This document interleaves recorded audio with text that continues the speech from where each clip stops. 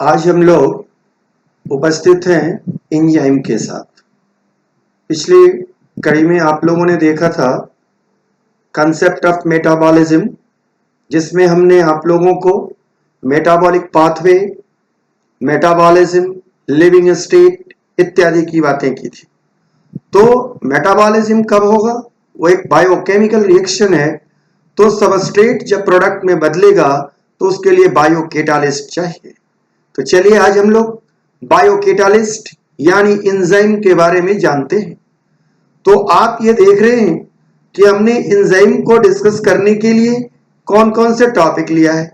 पहली बात है डेफिनेशन, दूसरी classification, chemistry of enzyme, property of enzyme, mechanism of enzymatic reaction, and the last one is the factor affecting enzyme activity. At the first, we are going to discuss what is the enzyme in nutshell and what is their definition. But at the first, we are going to discuss historical background, because the very important historical background of the enzyme. क्योंकि enzyme की खोज या enzyme के बारे में मनुष्यों ने सदियों पूर्व, ईसा पूर्व ही जान लिया था। आइए कुछ इंपॉर्टेंट कंट्रीब्यूशन एंजाइम के खोज के बारे में जो दिया गया है उस पर मैं विचार करता हूं और आप लोग भी देखें। आप देख रहे हैं history of enzyme 2100 BC, the Codex of Hammurabi description of the wine making. कहता है कि हम्मुराबी संहिता नामक बुक, आप लोग उसके बारे में जानते होंगे, इतिहास में पढ़े होंगे। उसमें भी वाइन बनाने की विधि दी गई है। तो वो वाइन कैसे बनेगा? विदाउट एंजाइम, क्योंकि वाइन बनना है बायोकेमिकल रिएक्शन। तो वहां से एंजाइम की शुरुआत होती है। इसके बाद होमर इलियाड ने भी लिखा 700 BC में कि as the juice of fig tree, fig tree मतलब फिग, अंजीर, अंजीर के पौधे का जूस, वो कैसा मिल्की वाइटिस होता है, curdless milk, and thickness, it is the moment throw it be liquid, even so instantly did Payen cure fresh mars. ये जर्मन शब्द कहता है कि सबसे पहले होमर इलियाड ने भी BC 700 में फिग के जूस से उसे लिक्विड द्रव निकाला था, फर्मेंटेड प्रोडक्ट निकाला था। और उस समय भी फर्मेंटेशन में एंजाइम जैसी बात, लेकिन नाम हुआ एंजाइम कोई नहीं जानता था। ये जो आज हम लोग, ऐसे भी ये एंजाइम नाम भी गलत है, तुरंत जानेंगे।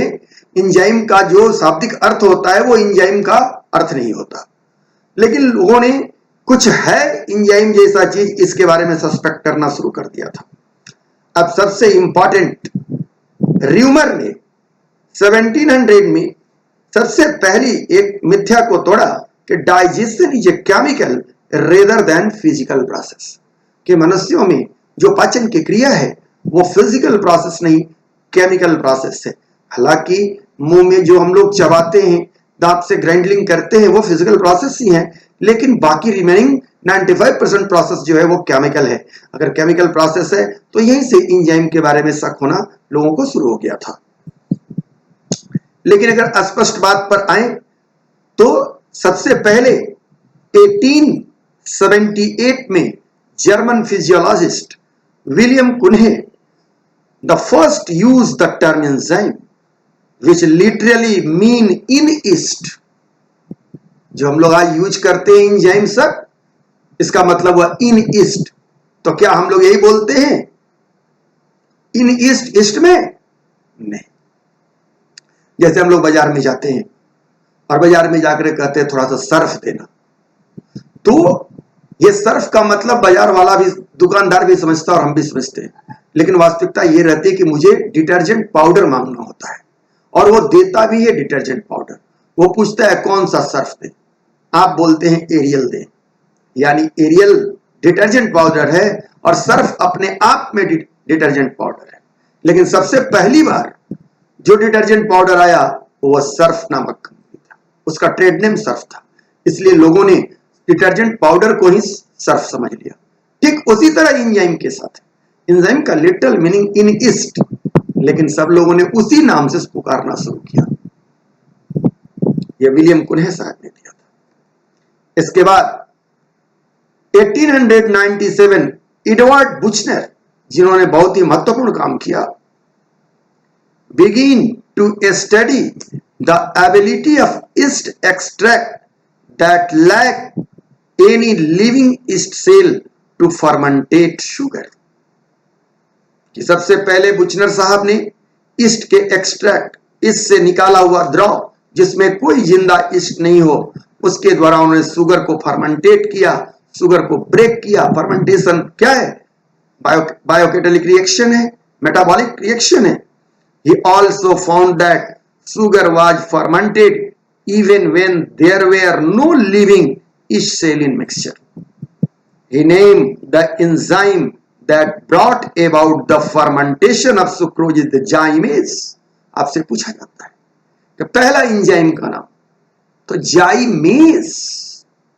देखिए ASE जुड़ा हुआ है और जाइम माने ईस्ट, जाइमेज।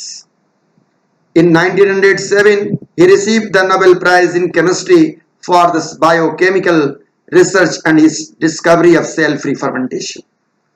वैसे और भी कुछ इंपॉर्टेंट्स हैं। 1893 में definition of term catalyst Oswald साहब ने दिया था। उसी तरह 1894 में लॉक एंड की मॉडल फिशर साहब ने प्रपोज किया। लॉक एंड की मॉडल क्या है एंजाइम एक्शन में, हम लोग जानेंगे। 1897 में demonstrated the enzyme do not require a cell, Buchner साहब का ही बात है। 1926 में enzyme is prove to be protein, किसके द्वारा? सुमनर के द्वारा।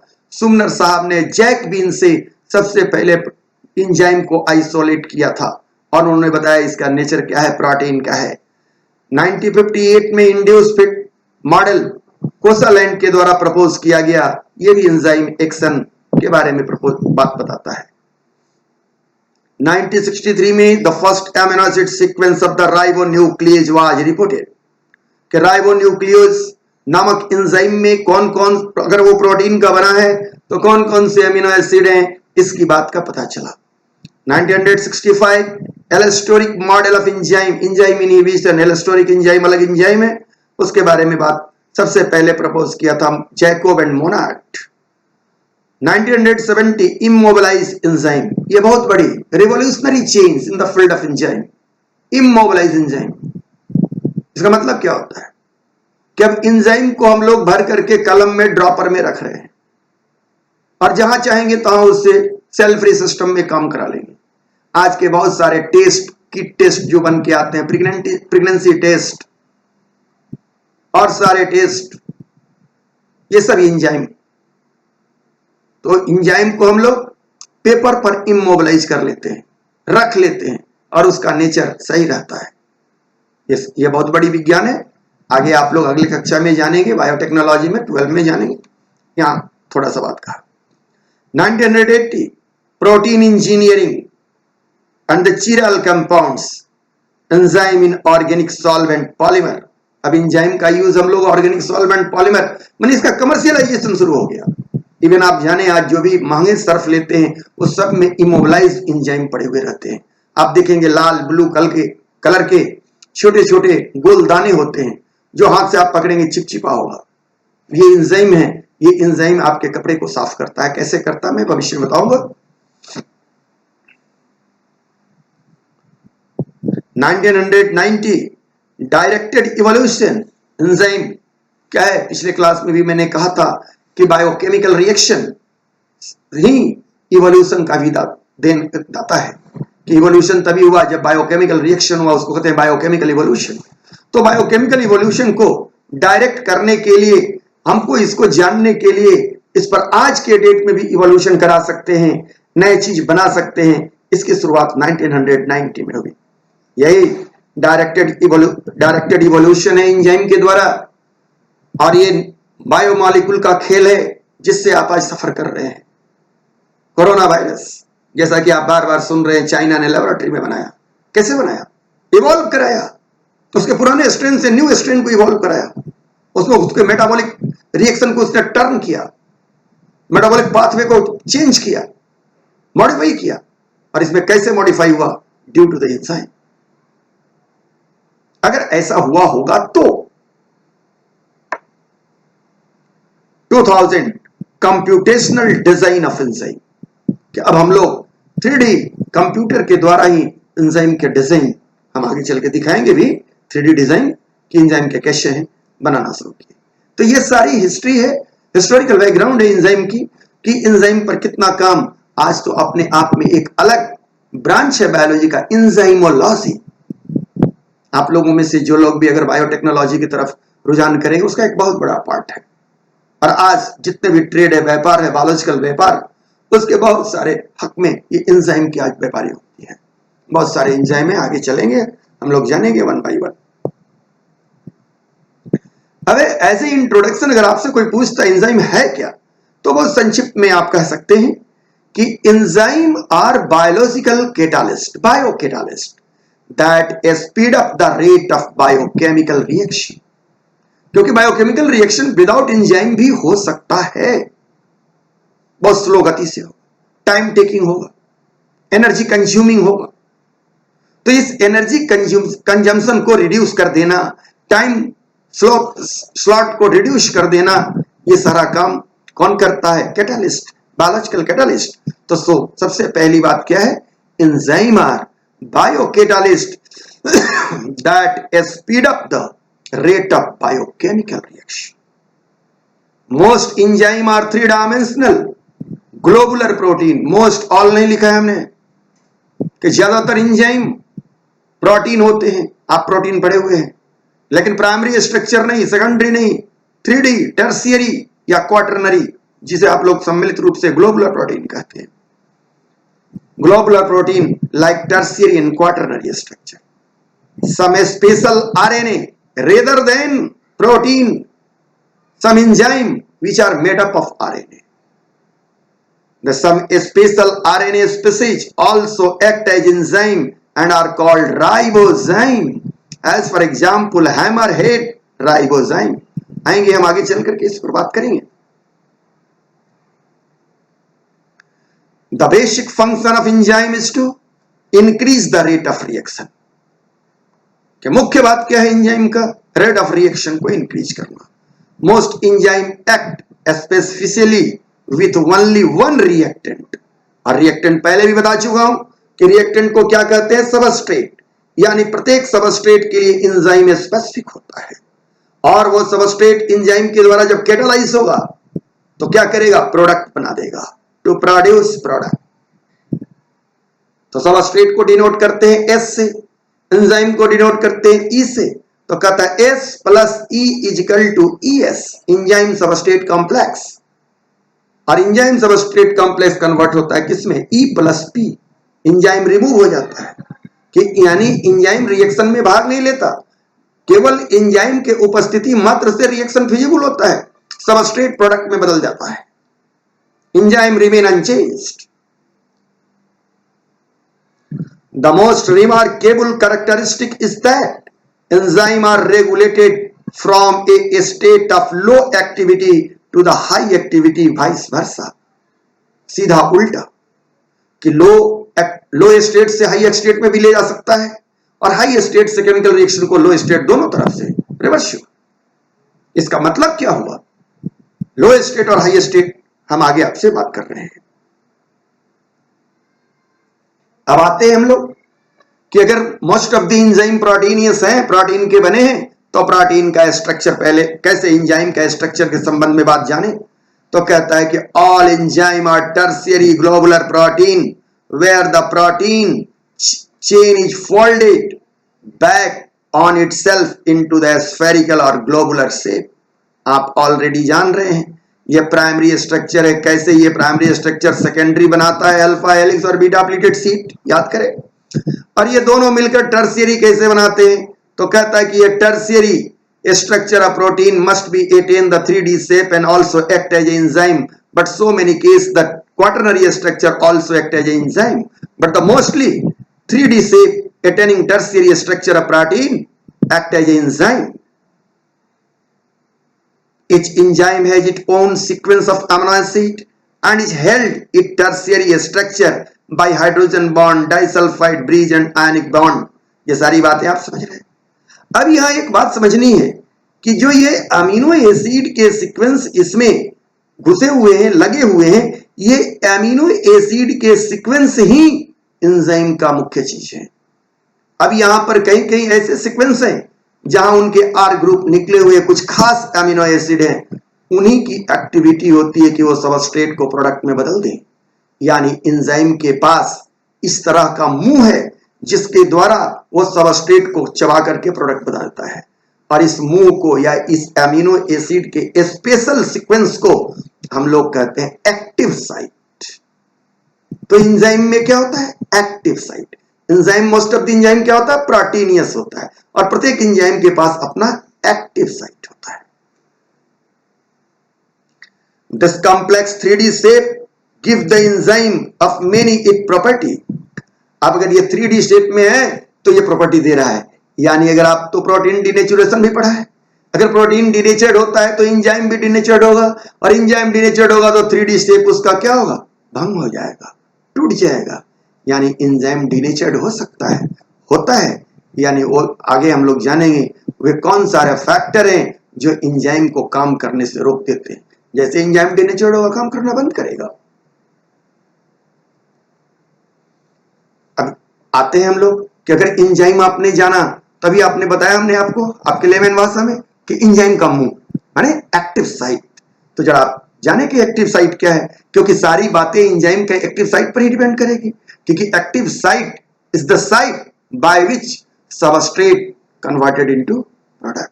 यानी क्या होता होगा कि एंजाइम, जैसे ये एंजाइम है और ये सबस्ट्रेट आया और यहां बाइंड हो गया, तो ये क्या हुआ? ये उसका मुंह हुआ, जो आपके शब्दों में क्या हुआ? एक्टिव साइट हुआ। तो चले थोड़ा सा एक्टिव साइट के बारे में जाने। Active site, active site is a cervici or pocket formed by a group of amino acid side chain belonging to the residue forming the pocket। इसी पॉकेट में मैं बोल रहा हूं, some or all this side chain belong to the residue separate far away from each other in the amino acid sequence। अब ये 10 मैंने property, ये तो एक्टिव साइट की हमने परिभाषा या डेफिनेशन दिया कि क्या है ये। अब ये इसके प्रॉपर्टी क्या है, साइलेंट फीचर क्या है, तो ये 10 साइलेंट फीचर है। प्रयास मैंने किया है, समझिए। The existence of active site is due to the tertiary structure of protein resulting in 3 dimensional native conformation. आप समझ गए?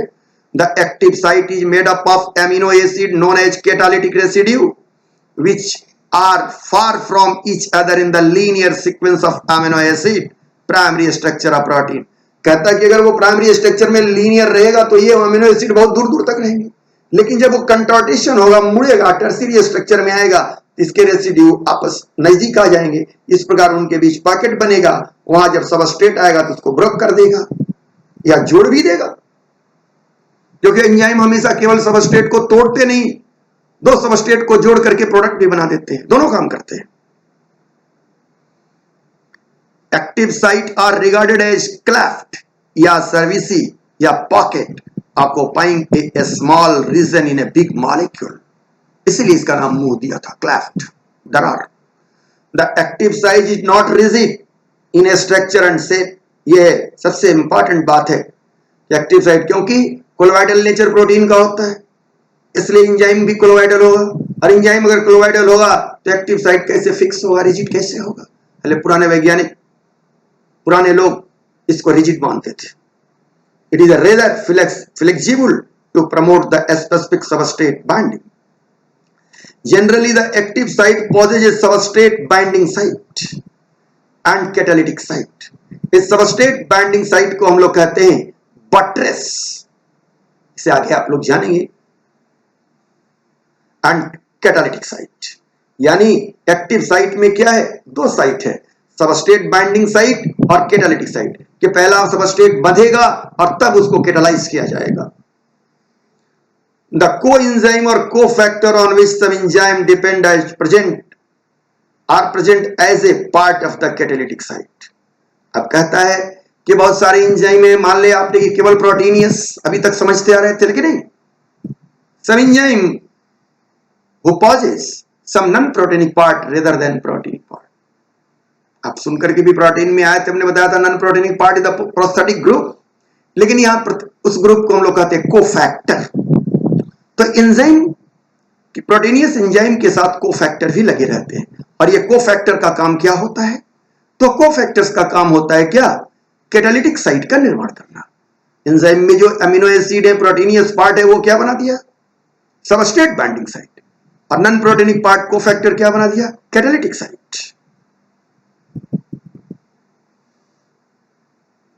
The substrate bind at the active site by weak non covalent bond. यह भी सवाल बहुत इंपॉर्टेंट कभी कभी पूछा गया था एक बार कि एक्टिव साइट पर सबस्ट्रेट किस प्रकार बनता है?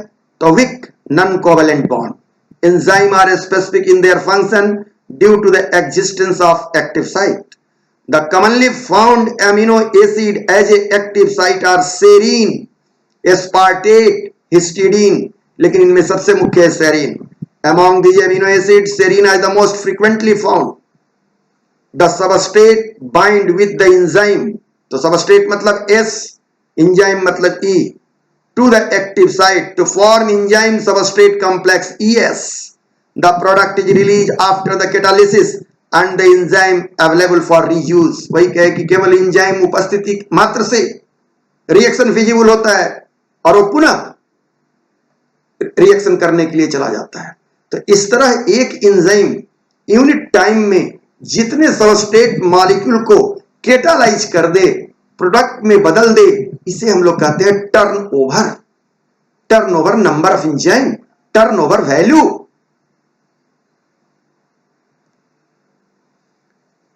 अब देखिए बातों को, आपको समझने में शायद कोई परेशानी नहीं हो।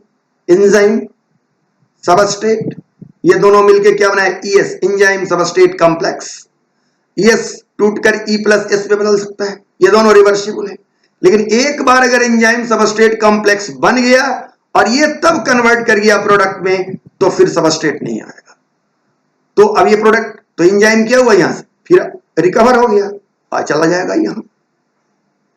यानी एंजाइम सबस्ट्रेट, तो एंजाइम का काम क्या है? सबस्ट्रेट को प्रोडक्ट में बदलना। और भी आगे बात करेंगे इस पर, ये सिंपल बात है। अब देखिए, आपको मैं थोड़ा सा एग्जाम्पल दे रहा हूं कि ये देखिए क्या है, ये एंजाइम है, माना इस एंजाइम का नाम क्या है? सुक्रेज। और ये क्या है? Active site. और अब ये क्या है? Product, sorry substrate. क्या है सबस्ट्रेट? सुक्रोज। तो सुक्रोज को तोड़ने वाला या सुक्रोज के साथ काम करने वाला एंजाइम का नाम सुक्रेज। देखिए ASE सफिक्स लगा हुआ है। हर एंजाइम में लगभग लगा रहता है, कुछ ट्राइबल एंजाइम है जिसमें नहीं लगा रहता है। अब ये क्या? ये सबस्ट्रेट के साथ एंजाइम एक्टिव साइट पर बध रहा है। देखिए बध गया, substrate bind with enzyme with the induce fit. अब कैसे इंड्यूस कर फिट हो गया? और ये बधने के बाद वाटर लिया और सबस्ट्रेट कन्वर्टेड इनटू प्रोडक्ट। तीसरा, अब सबस्ट्रेट क्या है?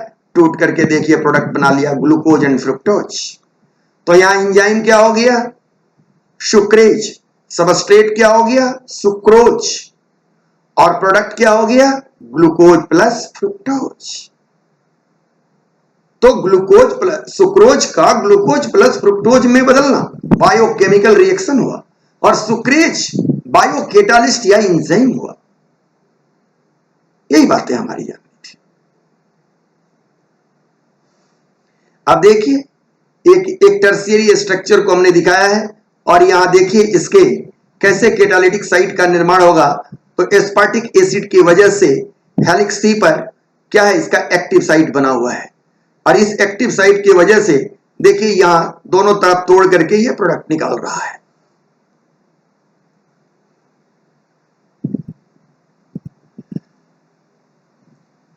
अब ये ओवरऑल फुल आपकी बातें हुई, वही बातें जो पीछे में समझा के आ रहा हूं कि कितने यहां पर मैंने 4 स्टेप की चर्चा किया है कि और यहां क्या समझाने की चर्चा की है। मॉडल वही है, थोड़ी सी बातें और डिफर है। ये देखिए एंजाइम फ्री है, और ये एंजाइम क्या हुआ? आगे आया। यहां क्या है? सबस्ट्रेट है, तो ये E और ये सबस्ट्रेट, सबस्ट्रेट और E। यहां आकर क्या बना दिया? ES, enzyme substrate complex. और ES से अब क्या हो गया? पी, और अगेन एंजाइम क्या हो गया, फ्री हो गया। तो ये बार बार मैं कर रहा था, enzyme remain unchanged, enzyme remain unchanged, enzyme क्या होगा, पुनः फ्री हो जाएगा, पुनः अगली बार जाके सबस्ट्रेट को कैटेलाइज करेगा। जो टर्नओवर वैल्यू या टर्नओवर नंबर की बात कर रहे थे, तो यहां आपने ये देखा कि एंजाइम जो है रिएक्शन में भाग नहीं लेता, बल्कि एंजाइम के उपस्थिति से रिएक्शन हो जाता है। अब एंजाइम तो बायोकेटालिस्ट है, बार बार एंजाइम, लेकिन एंजाइम और कैटालिस्ट, इनऑर्गेनिक कैटालिस्ट में क्या अंतर है, इस पर थोड़ा बात करते हैं। मैं समझता हूं कि आपने एंजाइम को समझा है। तो एंजाइम और इनऑर्गेनिक कैटालिस्ट, एंजाइम के बारे में पॉइंट बनाया है कि protein is in nature, high catalytic power, very efficient, high specificity for the substrate and reaction of in one enzyme one substrate, regulation by naturally occurring compounds, do not require extreme temperature and pressure on reaction, often work at body temperature। क्योंकि high temperature पर enzyme क्या होते हैं, denatured हो जाते हैं, इसलिए ये अपने ऑप्टिमम रेंज ऑफ टेम्परेचर पर काम करते हैं। हाँ, यहां एक बात और कहेंगे, कुछ वैसे जीव हैं जो हरैश इन्वायरमेंट में, एक्सट्रीम इन्वायरमेंट में जिंदा रहते हैं, जैसे राजगीर के गर्म जल कुंड में रहने वाले जीव, तो उसका ऐसे ही टेम्परेचर हाई रहता है, 70 डिग्री, 80 डिग्री, 90 डिग्री टेम्परेचर रहता है। तो उस 90 डिग्री टेम्परेचर पर अगर वो जीव जिंदा है, 110 डिग्री टेम्परेचर पर जिंदा है, तो जिंदा है कब, जब वो लिविंग स्टेट में है। और लिविंग स्टेट में कब है, जब बायोकेमिकल रिएक्शन हो रहा है। और बायोकेमिकल रिएक्शन या मेटाबॉलिक पाथवे कब चल रहा है, जब उसमें एंजाइम है। यानी ये कह देना कि हाई टेम्परेचर पे एंजाइम नहीं एग्जिस्ट करते, ऐसा नहीं, लेकिन certain limited enzyme, but most of the enzyme thermolabile. ये देखिए अब ह्यूमन के अंदर 37 डिग्री सेल्सियस पर एंजाइम काम करते हैं। तो इस तरह है। लेकिन अब इनऑर्गेनिक कैटालिस्ट यहां डिफर करता है, require extreme temperature and pressure, example Haber process for ammonia synthesis. जानते ही होंगे आप लोग कि अमोनिया के निर्माण में हार्बर प्रोसेस में कितना टेम्परेचर और कितना प्रेशर की आवश्यकता होती है। Most enzyme accelerate reaction by million times. फिर टर्नओवर नंबर की बात हो रही है कि कुछ वैसे भी एंजाइम हैं जो रिएक्शन को कितना आगे बढ़ा देते हैं। जनरल रूल ऑफ थंब भी आपने जाना होगा, नहीं तो हम आगे बात करेंगे उस पर कि कैसे क्यूटेन बढ़ता है, एंजाइम का रेट कैसे डबल हो जाता है 10 डिग्री टेम्परेचर इंटरवल पर। यहां कहता है कि most enzyme accelerate reaction by a million times. Example, carbonic anhydrase, fastest enzyme of the world, accelerate 10 to the 7 time faster than uncatalysed reaction. Carbonic anhydrase का रिएक्शन पता होगा, कार्बन डाइऑक्साइड और water को जोड़कर कार्बोनिक एसिड बनाता है, reversible reaction है।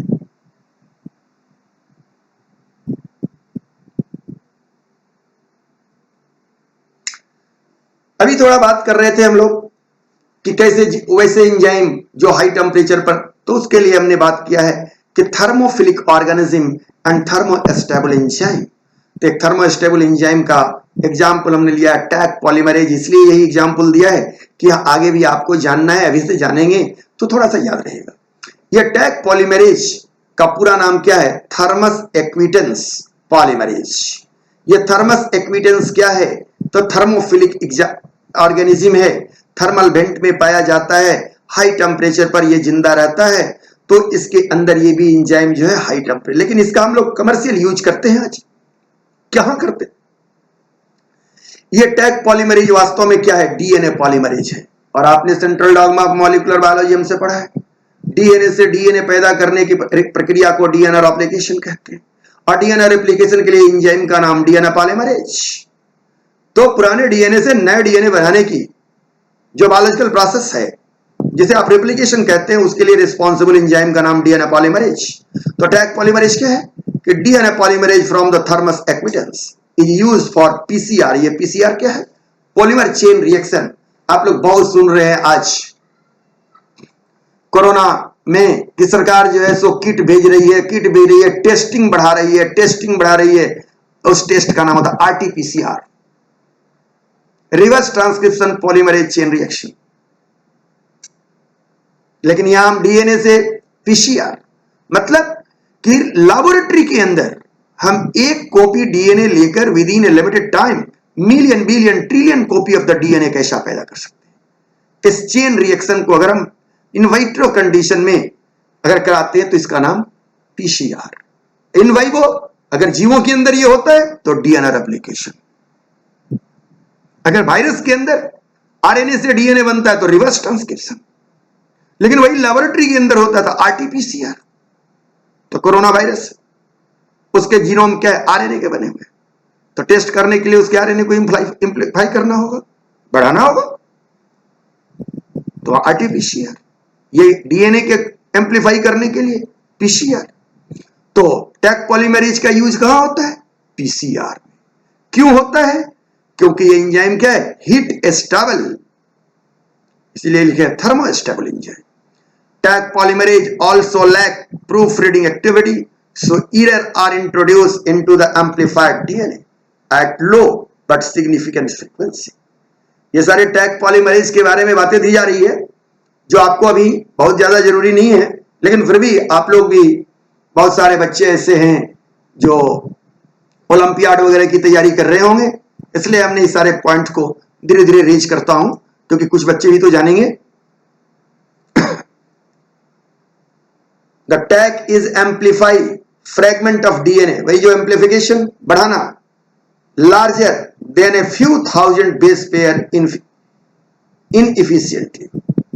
For amplification of the long segment of the DNA up to the 35 kb kilobase, TFI polymerase are used. अब थर्मोस्टेबल एंजाइम, दूसरे तरह के थर्मोस्टेबल एंजाइम TFI है नाम, और PFU, ये सब भी क्या है, पॉलीमरेज हैं। लेकिन आपसे बार बार पूछा जाता है, आपको पढ़ना है टैग पॉलीमरेज, 12 में भी पढ़ना है, इसलिए हमने आपको बताया, याद कराया कि ये थर्मोस्टेबल एंजाइम है, यानी सारे के सारे एंजाइम डीनेचर्ड नहीं कर जाते हाई टेम्परेचर पर। वे जीव जो हाई टेम्परेचर पर एग्जिस्ट करते हैं, उनके अंदर जो एंजाइम पाए जाते हैं वो थर्मोस्टेबल एंजाइम है।